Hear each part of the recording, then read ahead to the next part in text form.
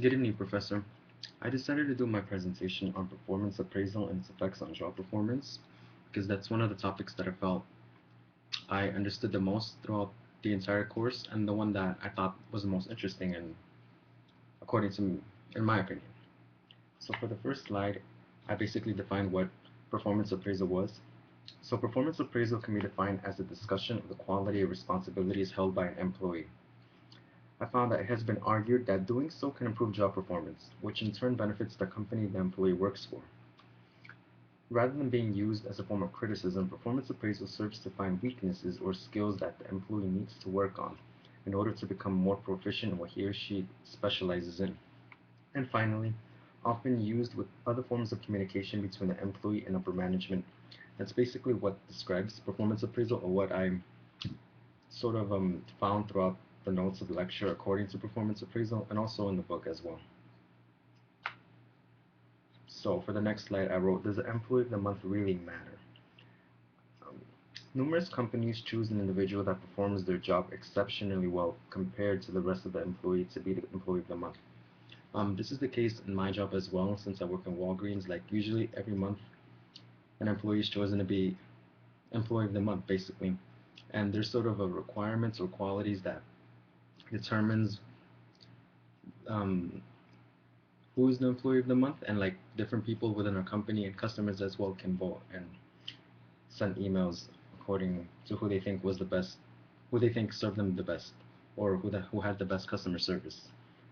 So basically, I wrote, the company recognizes the achievements of that individual and awards them by giving him or her that label. And this supposedly can lead to further motivation to work even harder in order to be named employee of the month more often. And also allows for the rest of the employees to notice which skills they should improve on to have a chance in becoming employee of the month, with the aim to benefit the company as a whole. So not only do, according to this, the employees have an incentive to perform their job as well, but in turn, it affects the company in a beneficial way. So I guess it's like a win-win situation. So for the next slide I wrote, does the research say otherwise? I found an article where Johnson conducted an experiment using two groups to assess what impact the label Employee of the Month has or had on their occupational performances. So basically, there were two groups. One group was told that they would be rewarded $50 for becoming Employee of the Month, and the other group were not told that. So basically, at the end, there was no significant differences between the two groups, and he even identified that being Employee of the Month can have some detrimental effects as well. So for the next slide, I wrote, consistency is key.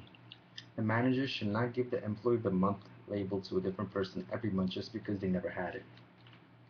I often find this is the case as well. Like sometimes people use Employee of the Month as a label, like they give it to, rather than have one person be Employee of the Month like for 2 consecutive months, they choose different employees for the, just for the fact of it, just for them, just so there could be different employees rather than just one. I wrote, instability can arise amongst coworkers, with hardworking individuals feeling that it isn't fair. If someone continues to perform exceptionally well at their occupation for an extended period of time, then they deserve to be given that name, being Employee of the Month. And however, there's one exception that I personally find that shouldn't be given, like giving the Employee of the Month to a person who just entered the company, saying the first month working there can lead to feelings of unjust. Like, this wasn't the case with me, but other people felt like someone who just came into the job and they received the Employee of the Month label, they felt like maybe they didn't deserve it, or they weren't at the job to properly be given the label. And I wrote that maybe instead of doing that, just giving the Employee of the Month label right away, it should be given, the person who got employed should be given a minimum of 3 months before being considered for Employee of the Month, just so that they become adjusted to the rules and regulations of the company, and just become adjusted and getting to know the coworkers as well, rather than to have feelings of unjust. Okay. So for the next slide, I wrote the link between performance appraisal and worker motivation. This was another article or research by Kulas. He conducted a cross-sectional survey which included 593 employees from a bank in Norway, in order to assess work performance and performance appraisal satisfaction. And he identifies intrinsic motivation to be a mediator.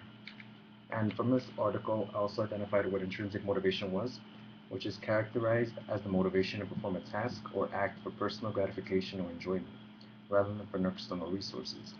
So basically, this means that the employee is not performing the job exceptionally well just to receive a higher paycheck or just to get the approval of the manager, but rather from within, from their own being, just to feel good about themselves.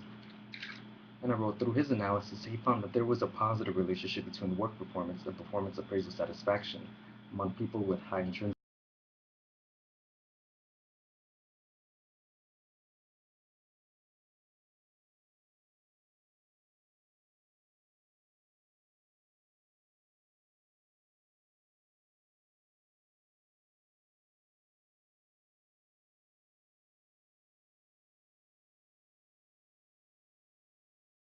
motivated. So basically, if they're given praise, then that gives them a higher incentive to continue the work or maybe even do a better job to keep receiving that praise. But however,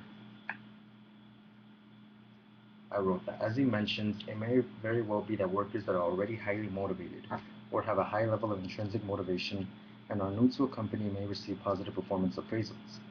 And these types of workers are less likely to be regulated by employers in contrast to those who have low intrinsic motivation.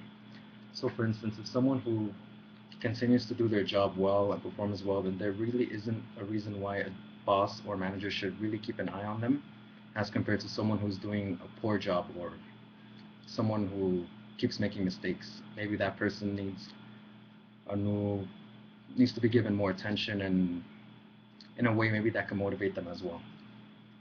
So these types of workers, okay, I wrote that. And people who have lower intrinsic motivation should nonetheless be given positive appraisals in the skills they excel on and be given additional instruction in areas they need to work on in order to increase performance, therefore boosting motivation.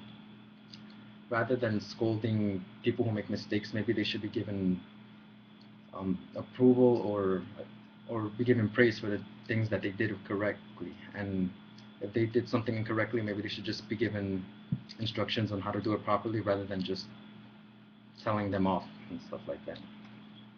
So basically, the company should be more strict in the hiring process in order to avoid such situations from occurring.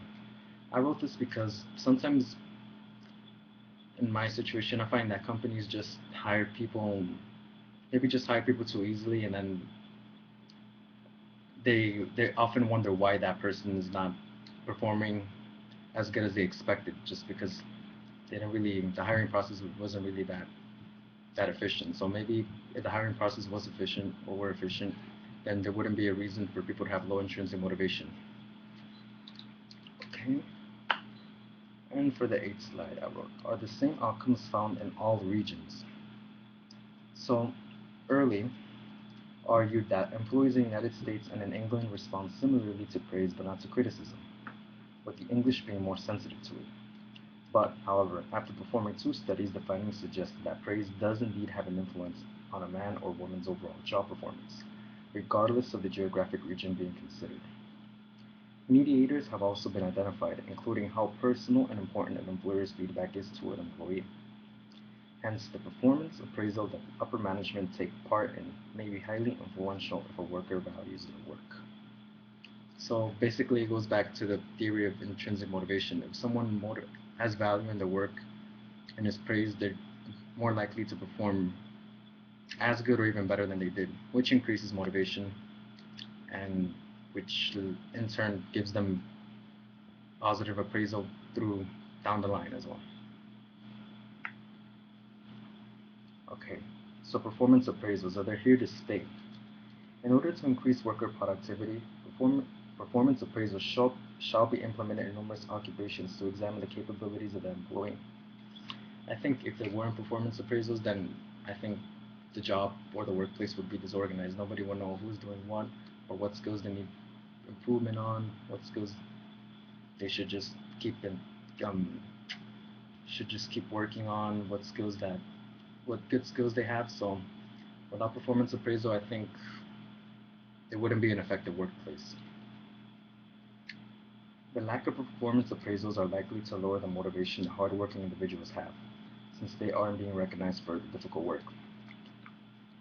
And individuals who have little to no skills and do not receive appraisals or criticisms may come to the notion they are not doing nothing wrong, hence not working to the full capacity, making the company suffer.